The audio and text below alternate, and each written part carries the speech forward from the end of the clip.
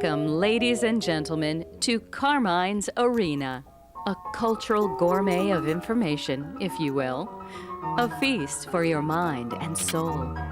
And now, without further delay, the man, the myth, the maestro, Carmine Arena. Greetings and welcome once again to Carmine's Arena, site of contest and conflict, venue for and of resolution. Resolution in terms of focus, remedy, and commitment, both yours and mine, to the preservation, the propagation, and indeed the celebration of Western civilization. Now, to proclaim the non-existence of God is patently a waste of time. In fact, it is as if you can waste time without injuring eternity. Injuring eternity with proclamations beyond the reach of our dirty fingers, though a reach otherwise well within the grasp for pot, heroin, cocaine, and alcohol to inhale, inject, snort, and guzzle. Thus selfhood selfishly lost to the addiction of godlessness, whereas those who profess doubt might yet be justifiably labeled God's loyal opposition. Doubt, skepticism, and humor itself are corrective convolutions, which sew together, thread by thread, a tapestry of faith whose beauty is a consummate reality, and where the whole shall forever be greater than the sum of its arts and parts. Faith, then, is not the opiate of the people, but indeed the poetry of the people. In academia, God versus Darwin is the stellar pinnacle of biology classes, where credence is given a priori to notions of undirected process, random variation, and statistical power to explain the entirely mechanical phenomenon of evolution.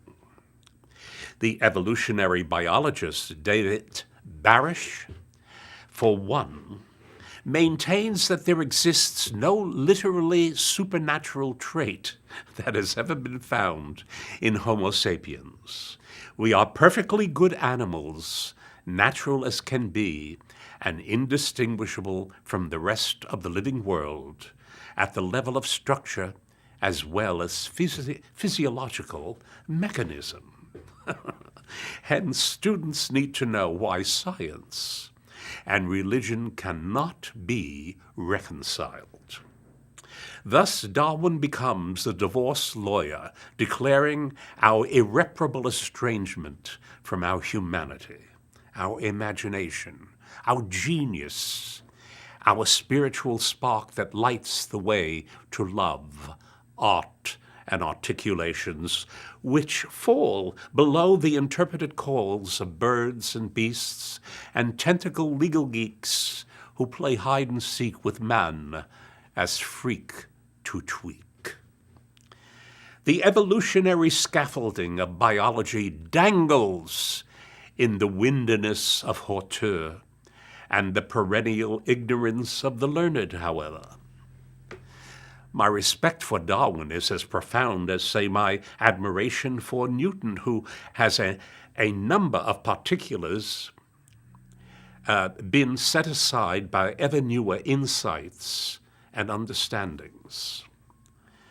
When a monkey can compose a messiah for chorus, soloists, and orchestra, and in turn the same performed by fellow and sister monkeys in a cathedral setting built by same, then we can talk of the merits of Darwin with far greater cogency and less chutzpah. Talk also with academic apes who emulate and depict one another with amusing imitative regularity, while many routinely submit phony baloney science papers later pulled from peer journals because of falsified data. Why, one could say that their behavior is godless. These atheist addicts who overdose on the cosmos, having fled the forest for the trees, and pledge their spike thermos to the Galapagos, you know, that island place where Darwin ended by sharing his pathos with those of little faith, those morose, unto classroom bellicose, unto nattering verbose, those who prefer secular war cries to lullabies. Yes, indeed, to proclaim the non-existence of God is obviously a waste of time. To repeat, it is as if to waste time can be accomplished without injury to our eternity. For the very concept of God is an entity ever becoming who lives outside of atomic clock time and Big Bang, yin-yang, scientific orangutan overhang, brought to us in collegial chain gang clang of hoity-toity twang. Again playing hide-and-seek with our humanity to tweak unto bleak. Yet science merely irons out wrinkles of thought, while art takes the same wrinkles and pleats them. For man is divinely creative, not for a kind of beaver dam or type of beehive survival, but contrived for our heavenly rehearsal to self-rival ere we become spectral. Each day, many sacrifice the survival of their fitness to love for the sake of another. Sacrifice it against logic and the mathematical odds, asking nothing in return, but remaining unseen yet indivisible from a godlike beauty. Darwinism doesn't account for the grace of the supernatural in the Homo sapien, because it chooses to avoid what it cannot classify, what it cannot dissect and store in a drawer. How would one dissect the genius of Bach, who in every musical sense shall remain the father of tomorrow's yet-to-be-heard sounds, organized to take custody of music and apprehend it as such? How would one dissect the genius of Mozart, the Shakespeare of music, without losing its life's blood to academic duds? Theory gets us just so far, analysis always just short of Mozartian. Perhaps the mysteries may be found in silence, for paradoxically, silence is as important to music as is sound. Decibel-ridden teenagers by the thousands are suffering deafness as a consequence of the contemporary theory that loud is super cool. Why, even gorillas would flee from such calamity, if not certainly the classy chinchilla. Speaking of premature deafness, immediately reminds one of Beethoven, who of course wasn't listening to rock, rap, and rot.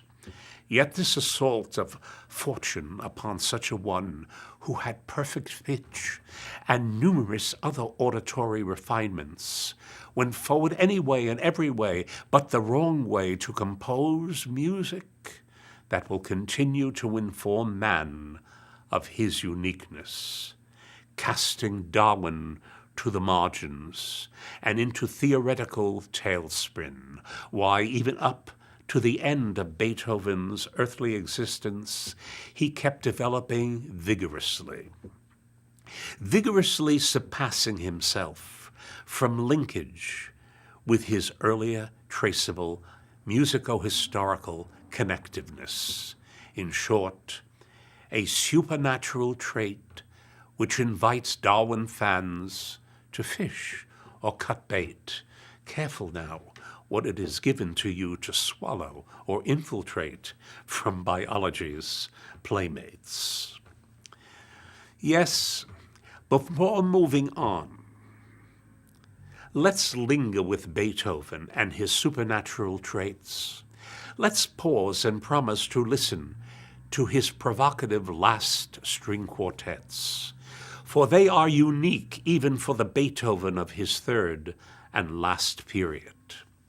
With these string works, Beethoven reaches for mystic and spiritual planes, emancipated from the construction of form and accepted creative procedures. The traditional way of developing themes is once and for all abandoned, as idea follows idea, and sometimes only fragments of ideas, now stated, now interrupted, now varied, now reconstituted.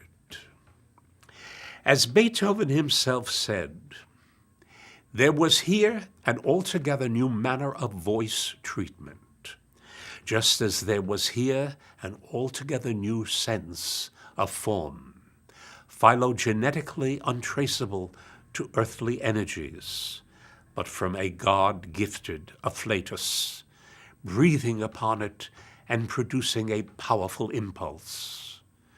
What impulse? Stone deafness mastered by sheer genius. Further, what is most important in this music of the last period of Beethoven's life is Beethoven's poetic expressiveness, achieved by a peace and radiance not found anywhere else among his all-surpassing output, yet surpassed here. This is a kind of peace such as we can never know. We are made aware in the description of J.W.N. Sullivan.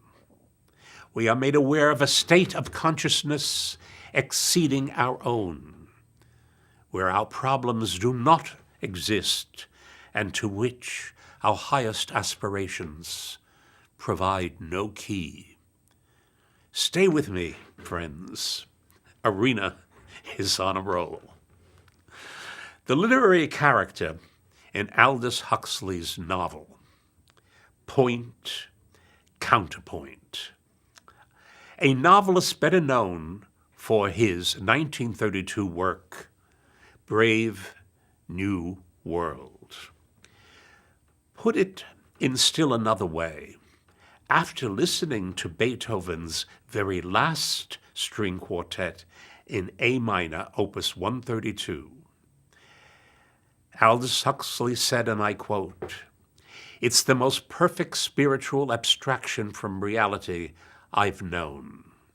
And Huxley adds, "It was as though the heaven had suddenly and impossibly become more heavenly, had passed from achieved perfection into perfection yet deeper and more absolute." The ineffable peace persisted, but it was no longer the peace of convalescence and passivity. It quivered, it was alive, it seemed to grow and intensify itself. It became an active calm, an almost passionate serenity. The miraculous paradox of eternal life and eternal repose was musically realized. So concludes and bows Aldous Huxley, a man of letters to a man of music.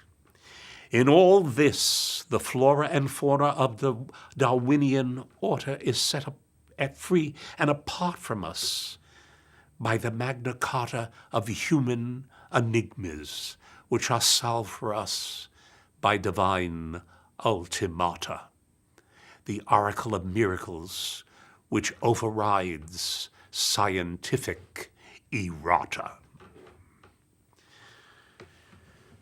Reflect on the miracles of painting. The The calm and tranquility of solitude, captured visually by Vermeer, the changing light and the very air astir in impressionistic land and seascapes. All with primary and secondary colors that shade and shape unspeakable meaning. Even smudges and drips clarify art's messaging. Why, even an arthritic Matisse, who in the 1950s, unable to any longer hold a paintbrush properly and dexterously, turned instead to cutouts of patterns that produced new worlds surpassing even his peerless paintings. Then, of course, there's Van Gogh, who'd use the divine power of aesthetic pursuits to paint himself back to sanity, a serial sanity that transcends the most brilliant Darwinian conformity. I trust that you totally get our praiseworthy position, that is, to declare the non-existence of God is a fruitless waste of time, a waste of time that injures selfhood and eternity.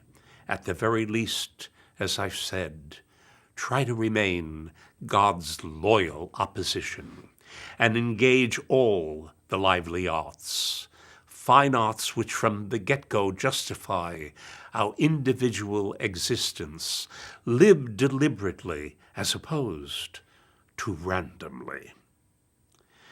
You'll soon begin to grasp that belief in nothing allows you to foolishly and blindly believe in anything.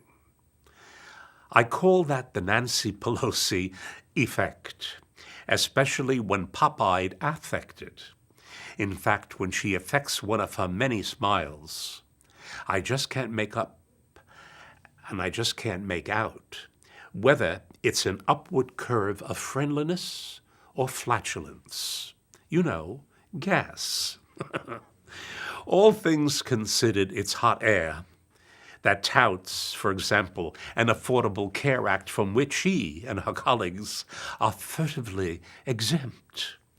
Their health plan, that is Congress's health plan, would make even Karl Marx as delirious as insignificant, reduced, in fact, to a burp. What fools we mortals be, looking for portals only to escape into the most things awful. Sit back and listen to Darwin and his colleagues discourse on who's the real boss. And we don't mean Bruce as in Springsteen, evolution strumming to smithereens about below and above his tummy. The question Charles Darwin himself declares of whether there exists a creator and ruler of the universe has been answered in the affirmative by some of the highest intellectuals that have ever existed. So said Darwin. Addis Salam, winner of a Nobel Prize in Physics, said, "The sense of wonder leads most scientists to a superior being, their alter, the old one, as Einstein affectionately called the deity, a superior intelligence, the Lord of all creation and natural law." Joseph H. Taylor, Jr., who received the 1993 Nobel Prize in Physics for the discovery of the first binary pulsar, and for his work which supported the Big Bang theory of the creation of the universe, said the following: "A scientific discovery is also a religious discovery. There is no conflict between science and religion. Our knowledge of God is made larger with every discovery we make about the world." Einstein, among other statements about the existence of God, said, "I want to know how God created this world. I am not interested in this or that phenomenon, in the spectrum of this or that element. I want to know his thoughts. The rest are mere details." Albert Einstein also invited atheists to throw off their chains and to begin to listen to the music of the spheres. Sir Isaac Newton, who was widely regarded to have been the greatest scientist the world had ever produced, said, "God created everything by number, weight, and measure. In the absence of any other proof, the thumb alone would convince me of God's existence, and yes, imagine civilization without the opposable thumb, the thumb that gives us its innate genius to a surgeon and to a concert pianist, not to mention nose-thumbing politicians and all too simian pedestrians." Here now from Max Planck, the Nobel Prize-winning physicist considered to be the founder of quantum theory and one of the most important physicists of the 20th century, indeed of all time, and I quote, "Both religion and science require a belief in God. For believers, God is in the beginning, and for physics, he is in the end of all considerations. To the former, he is the foundation, to the latter, the crown of the edifice of every generalized worldview. There can never be any real opposition between religion and science, for the one is the complement of the other. Every serious and reflective person realizes that the religious element in his nature must be recognized and cultivated if all the powers of the human soul are to act together in perfect balance and harmony. And indeed, it was not by accident that the greatest thinkers of all ages were deeply religious souls." Unquote. I can go on quoting until next week and the week after these countless other great minds who remain and remained comfortable with a proclaimed belief in a supreme intelligence and intelligent design. Even listing these stellar figures of invention would beggar our time together in Carmine's Arena. But permit me to leave off with yet another quote from good old Einstein. I quote, "I'm not an atheist, and I don't think I can call myself a pantheist. We are in the position of a little child entering a huge library filled with books in many languages. The child knows that someone must have written those books. It does not know quite how. It does not understand the languages in which they are written. The child dimly suspects a mysterious order in the books, but doesn't know what it is. That, it seems to me," said Einstein, "is the attitude of even the most intelligent human being toward God." Unquote. I one afternoon randomly picked out of my library Darwin's Origin of Species and the Holy Bible. I soon replaced them. I replaced them both while commencing to listen to the Schubert Quintet in C major. I closed my eyes to shut out distraction and saw God was listening as well, listening with tears in his eyes. Such are our joys and heavens too. In all realms of life in its infinite variety, is there anything more singular than human imagination, the very fuel of thought to transport? To quote Anatole France, "To know is nothing at all.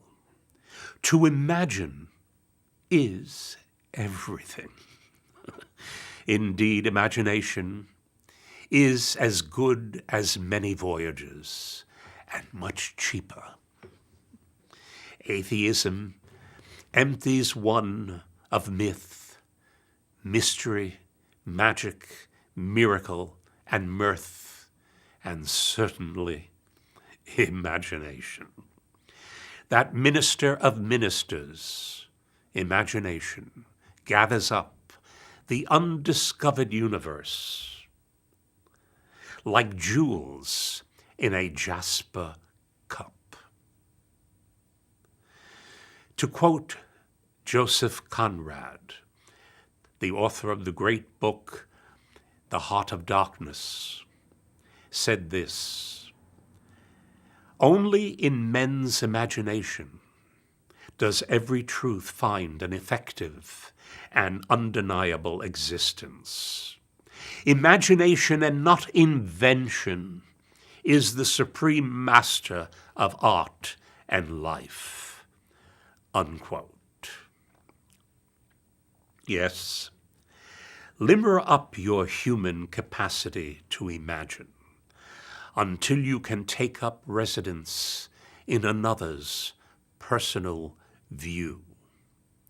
Quite possibly in God's view, a view not subject to Darwinian curfew. So, my friends, till next time, and in a musical time, keep the faith, won't you? It's well within our purview. If you have any comments or other remarks, and that I perhaps could even read on some of these broadcasts, please do not hesitate to write to me, Carmine Arena, P.O. Box 1029, Larchmont, New York 10538.